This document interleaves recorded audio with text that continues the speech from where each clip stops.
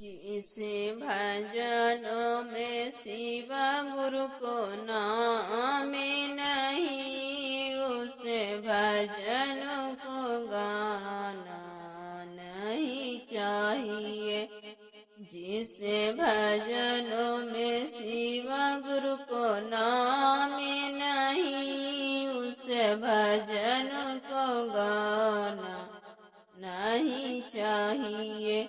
बेटी कितनो प्यारी हो, उसको घर घर बुलाना नहीं चाहिए। जिस भजनों में शिव गुरु को नाम नहीं, उसे भजनों को गाना नहीं चाहिए।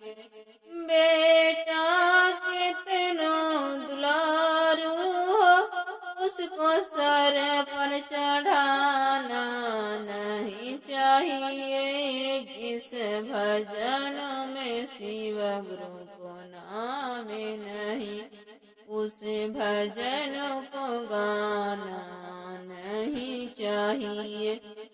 भाई कितनो दुश्मन हो, उस राज छिपाना नहीं चाहिए। जिस भजन में शिव गुरु को नाम नहीं, उस भजन को गाना नहीं चाहिए।